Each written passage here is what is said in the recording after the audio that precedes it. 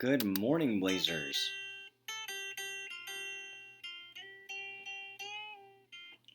Welcome to Lit class. I hope you guys had a fabulous weekend. It was beautiful, and we even had some rain. It was awesome. Hope you guys are recharged and refreshed and ready for our last week of remote learning. Hang in there, guys. Do your best. Try your best to keep up with the work. Chip away at it a little bit each day, and just have that attitude that you are here to get a little bit better. And if you have that attitude and you stay focused, in this moment, I'm going to make the right choice. I'm going to want to get a little bit better at reading or writing or math or whatever it is that you're working on. I know that you will be successful. So stay positive. One more week, my friends. I can't wait to be together in person. But I'm also excited for today. So anywho, first thing I want to mention, you guys, if you did not submit the super short story exposition form, that was the Google form that I shared with you guys on Thursday of last week. If you did not submit that, please make sure you do. I'm going to go ahead and plug into PowerSchool your grade for that because that was an assignment.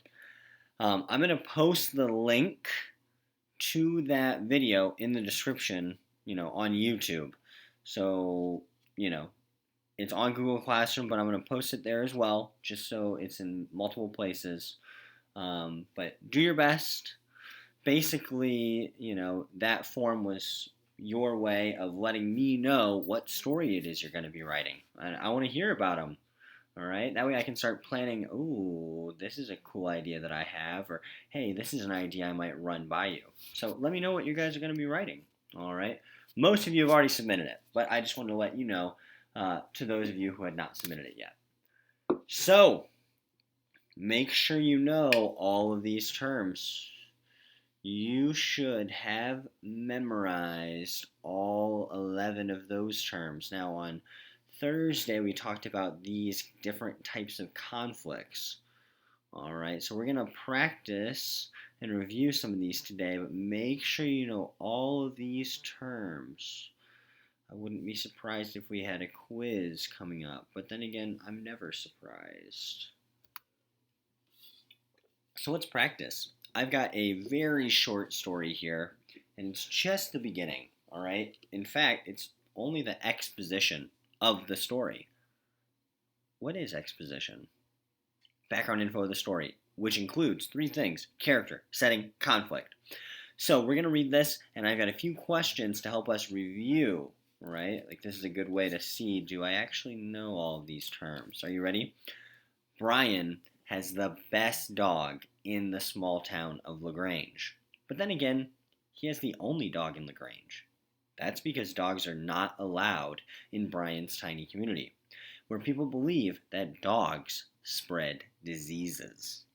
Brian hides his dog in the woods behind his family farm. He makes sure to be very discreet because he knows his dog will be put down if he is caught. Who is the protagonist of the story? Remember, the protagonist is the central or the main character, and it seems like Brian is the main character. Who would you say is the antagonist? That one might be a little bit more tricky, right? Because it's not like there's one super evil bad guy, right? Instead, Brian's whole community believes that dogs are basically disease spreaders. So for this, maybe we would say Brian's community would be the antagonist, right? Because it certainly isn't one character in particular, right? The force that opposes Brian is his society, his community's opinion about dogs. Number 3, what is the setting of the story? Okay, well, remember, setting is where and when the story takes place. It takes place in LaGrange, which is a small community. Do we have any idea of when?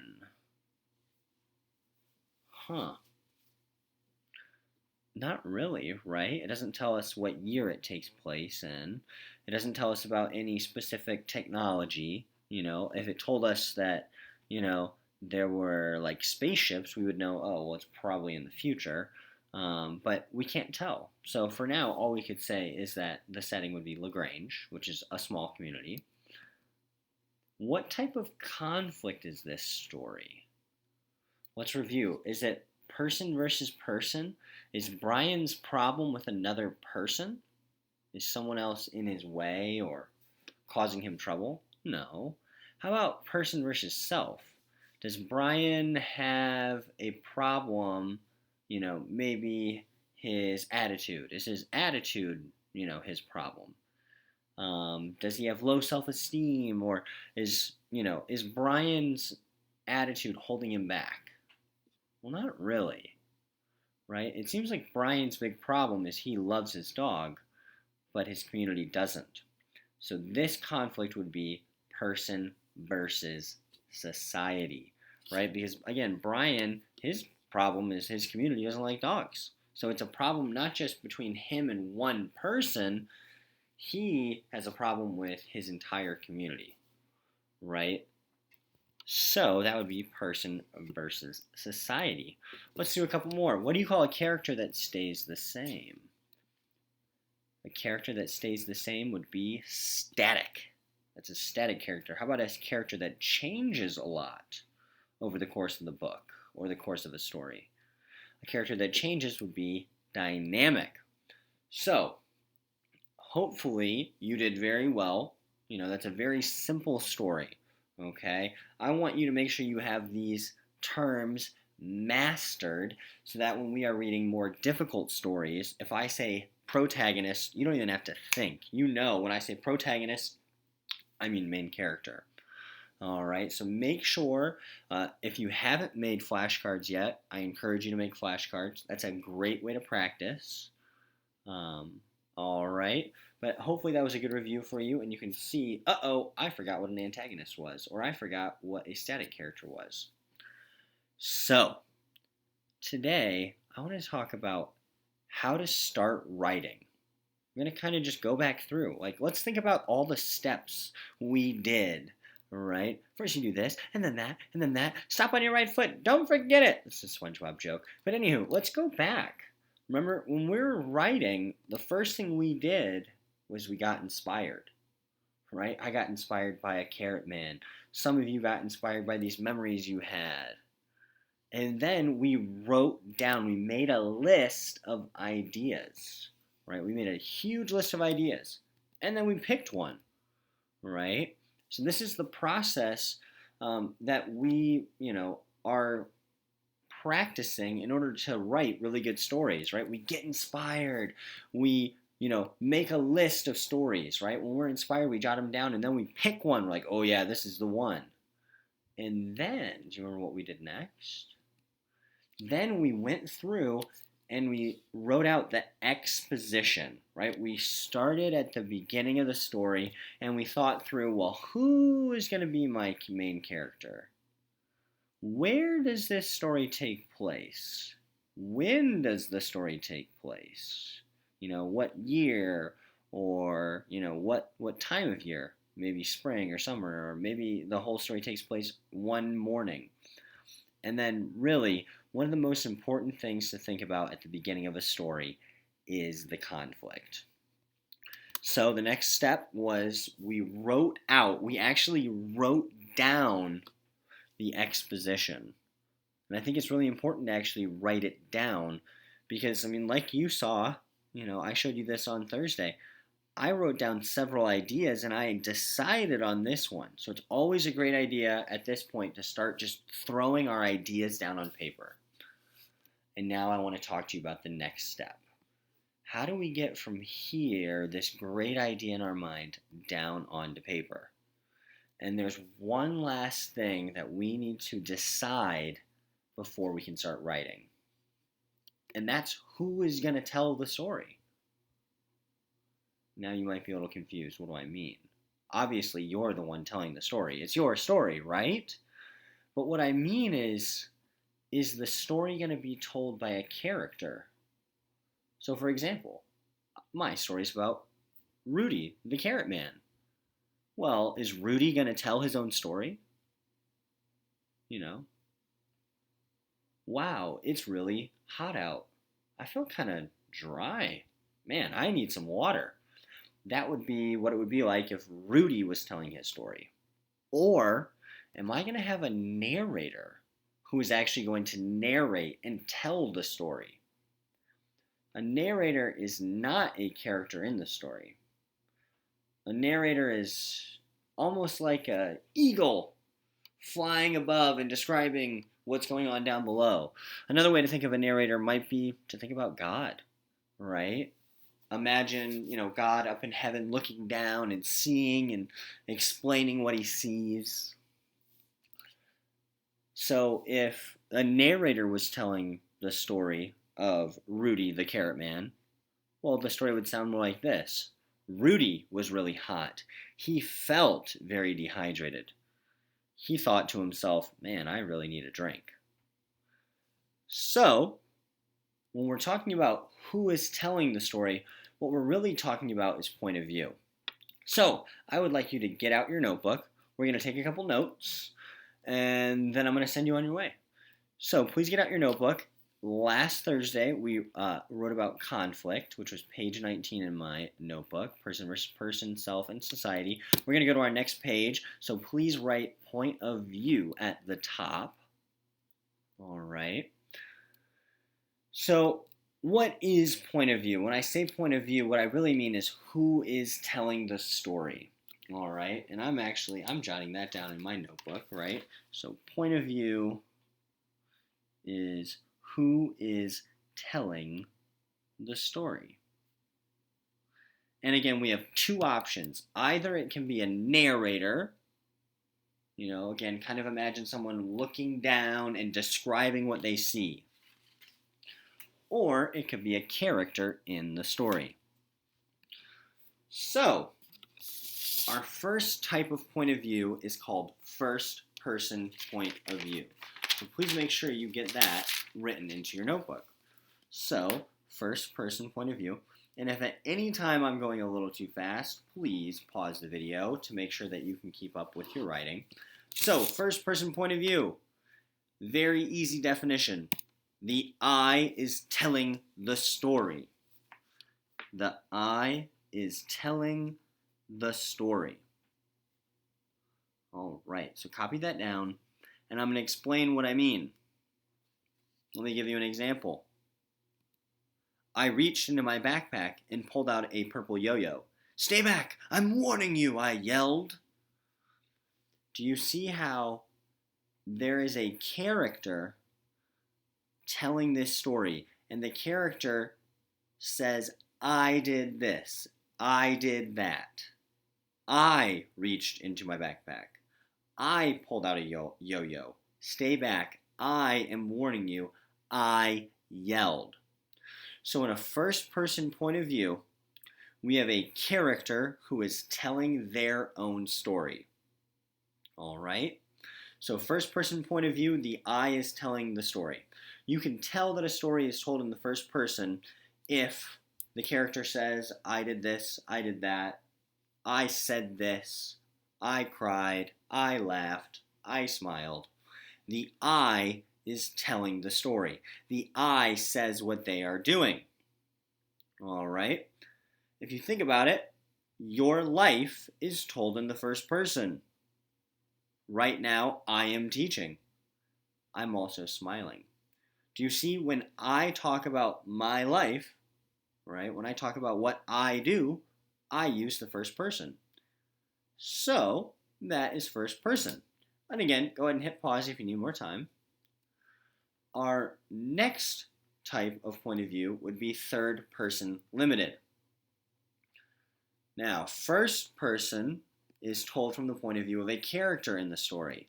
Third person is told by a narrator. So again, hit pause and let yourself copy down these definitions. Third person limited, we have a narrator telling the story. And this second part of the definition is very important. The narrator tells the story, and you only hear one character's thoughts/feelings. Only one. That is why it is called third person limited, because it is limited to only one character's thoughts. Think about the word unlimited. If you had unlimited ice cream, that means you have all the ice cream. Limited is just a little bit. So in a third person limited story, we have a narrator telling the story, not a character. And you are limited to only one character's thoughts or feelings. So let's look at our example. Jake didn't want to pull out his yo-yo. He knew how dangerous it was, but he was running out of options fast. So, think about this example. Do we have an I telling the story? Do we have a character saying, oh, I am going to reach into my backpack? No. Instead, the narrator, again, imagine God up in heaven looking down. The narrator tells us that Jake didn't want to pull out his yo-yo. Okay? So, again, imagine God. God is all-knowing, knows what we're thinking, knows how we're feeling, and this narrator is telling us what Jake is thinking. The narrator tells us. Jake doesn't tell us himself. Right? If it was the I telling the story, Jake would say, I don't want to pull out my yo-yo. Right? Jake would tell us. The I would be telling the story. This is third person. This is a narrator. The narrator says, hey, oh yeah, Jake doesn't want to pull out his yo-yo. He doesn't want to. All right. So in a third person story, we have a narrator, not a character telling the story. Okay. There is one last point of view that we're going to talk about, and that is third person omniscient. Now, third person omniscient is just like third person limited. We have a narrator telling the story. But the key difference is that in an omniscient story, you hear more than one character's thoughts or feelings. So make sure you copy that down. Third person is told by a narrator, but in third person omniscient, you hear more than one character's thoughts / feelings. Think about this. The word limited means a small amount. In a third person limited, you're only going to hear one character's thoughts because it's limited. Omniscient. So omniscient means all knowing, right? Limited, narrator is limited to just one character. Omniscient, the narrator knows more than one character's thoughts or feelings. All right, so the word omni means all, and then the niscient part comes from the word scientia, which means knowledge. So an omniscient narrator has all of the knowledge. Okay, so that might be one way to think about it. Another way, the way that I keep them straight is third person limited. Again, it's limited to one character's thoughts and feelings. All right. So third person, we have a narrator, and then the difference between limited and omniscient is, well, do we hear one character's thoughts or several? Here I have an example.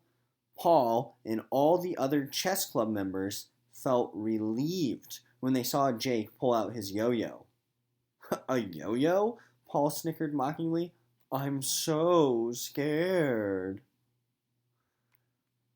Why is this example third person omniscient? Paul and all the other chess club members felt relieved. Do you see how we hear how several characters feel?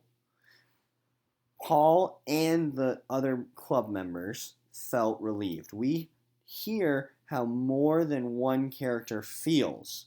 So that would be a narrator that knows more than one character's thoughts. And again, is Paul telling his own story? Does Paul say, wow, I feel relieved? No. It's Paul felt relieved. It's not I felt relieved. Right? That's the big difference between first and third person. First person, a character tells their own story. The I is telling the story. I did this, I did that. In a third person story, a narrator tells what the character does. He did this. Paul did this. Jake did this. So that is the big difference. So we can add first, third limited, and third omniscient to our list of terms. So again, if you're making flashcards, this would be a great idea to add those three. And then all I want you to do for the rest of today, this is the form, obviously, right? Here's our video that you just watched. What I want you to do, I want you to go through and I want you to read these short passages and see if you can correctly identify the point of view. All right? So you're going to tell me, is it first, third limited, or third omniscient? Now, it's not worth any points, okay? Do your best. Show me what you understood. Show me what you didn't understand. In fact, I'd encourage you to try to do these without looking at your notes at all. See how well you can do. When you're all done, hit submit and then check your work. See if you were right or wrong and try to figure out why you got that wrong. Or pat yourself on the back and say, oh yeah, duh, I knew that. All right. When you're done, please hit submit, and that is all that I need you guys to do for today. All right, so just make sure you go through and identify the point of view of these short passages. Very proud of you. Happy Tuesday. Keep up the good work.